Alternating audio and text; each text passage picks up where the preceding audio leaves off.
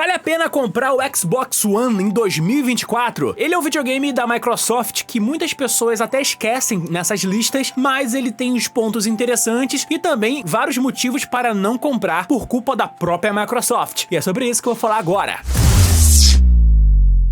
Galera, se você tá aqui nesse vídeo, provavelmente é porque você tá considerando comprar um Xbox One S. Talvez seja pelo preço, ou porque ele tá em conta, ou achou uma boa pechincha. Mas é bom entender que esse videogame, ele é da geração passada, já tem mais de 10 anos, e a Microsoft tá fazendo de tudo para que você deixe de jogar no Xbox One para poder jogar no Xbox Series S. Tanto que ele lançou junto com um preço muito parecido com o videogame da nova geração. Mas o que é um Xbox One? Ele é o videogame que sucedeu o 360, retrocompatível com jogos antigos, depois de algumas atualizações, mas ele teve vários jogos em destaque e saiu bem no começo da geração. Você vai conseguir jogar no Xbox One jogos como Sunset Overdrive, que era um jogo da mesma empresa e estúdio que acabou trabalhando no Homem-Aranha, de mundo aberto, com vários elementos de grind para você ficar explorando uma cidade que tava num apocalipse zumbi. Você também tem aqui a série Forza Horizon, que é um dos excelentes jogos de corrida que explorou muito mais os elementos de mundo aberto. Tem o Dead Rising 3, que é um jogo de sobrevivência em mundo aberto, que segue aquela linha do Dead Rising e, pra mim, é um dos melhores jogos desse gênero. Também possui o Killer Instinct, que é um reboot daquela série de jogos de luta que começou lá no Super Nintendo, e aqui ele consegue ser um excelente jogo de luta com vários combos e, cara, gráficos muito bons. Eu fico até chocado que esse jogo não aparece nas listas de jogos bons de jogos de luta hoje em dia, mas ele é realmente muito bom. Foi lançado até com possibilidade de jogar de graça, se você quiser. E claro que também, tirando os jogos óbvios que você pode jogar no Xbox One, você também ganhou um suporte à retrocompatibilidade. Se você tem um CD original, tanto do jogo do Xbox antigo, primeirão, e também do 360, você vai conseguir jogar sem nenhum problema no Xbox One, porque a Microsoft, durante muito tempo, trabalhou na portabilidade desse jogo no Xbox One, que não só melhora o desempenho do jogo, mas que, cara, faz com que você tenha uma nova vida para os jogos antigos, o que é um ponto muito, mas muito acertado do Xbox One aqui. Então você pode ter certeza que vai ter Assassin's Creed pra você jogar, Castle Crash, Scott Pilgrim, você vai jogar também Sonic,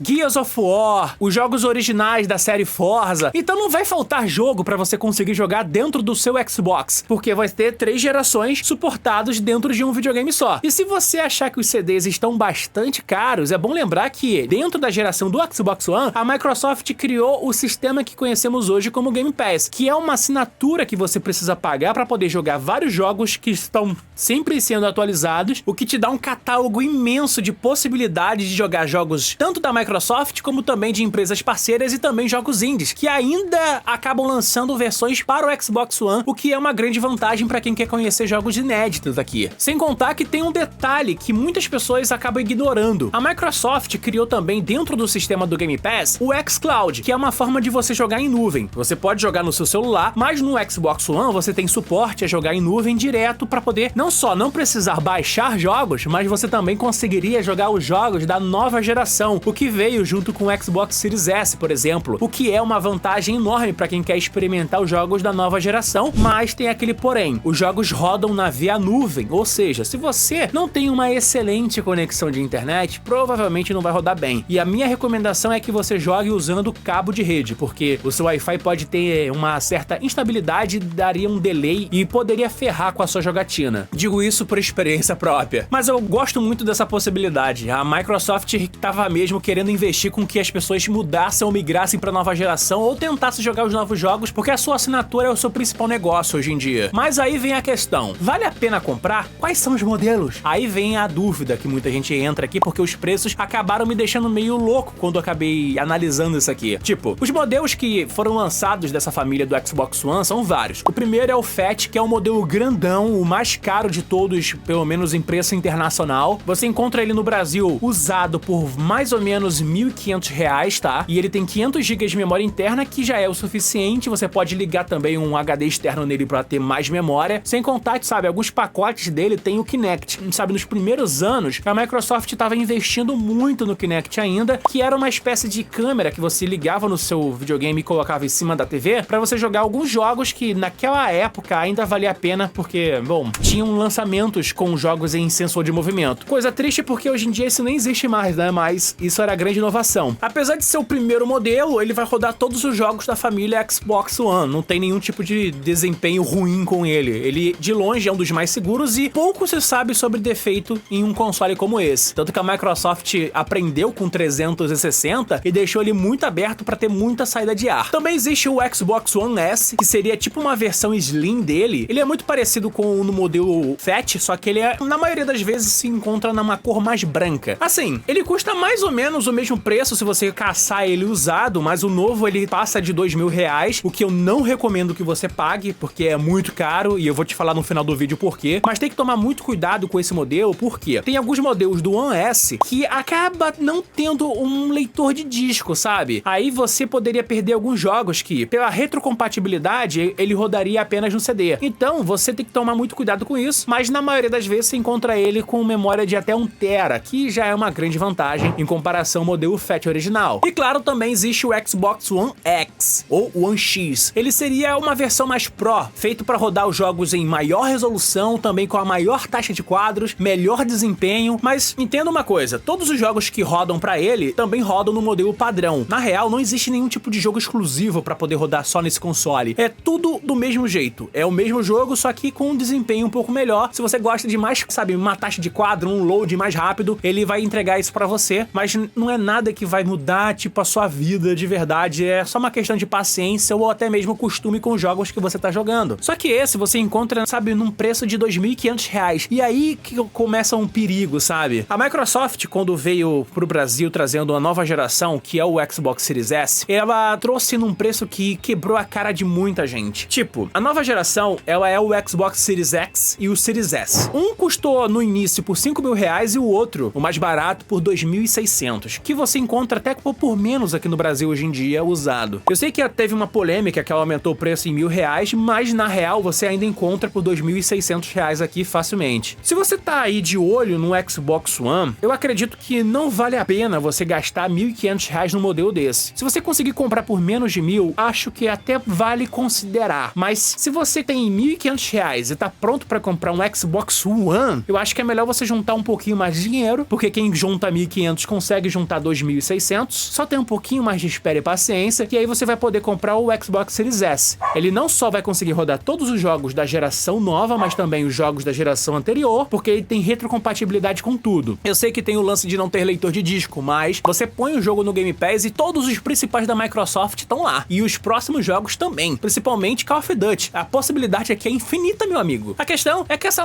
geração, cara, da Microsoft com o Xbox One acabou morrendo muito cedo. E eu acho isso um pouco triste para alguns jogadores, principalmente os caixistas, mas é aquilo. A Microsoft fez um bom trabalho criando aqui uma nova geração para poder, sabe, fazer com que as pessoas da geração do Xbox One sintam-se muito mais à vontade e não gastem tanto dinheiro em relação à concorrência para poder migrar para uma geração nova. E claro, os jogos multiplataformas estão aqui servidos demais no Game Pass. Mas se você tá aí na dúvida se vale a pena comprar ele ou um PlayStation ou um Switch, tem um card aqui na tela porque eu falei sobre esses outros consoles. Muito obrigado, valeu, fui e até o próximo vídeo!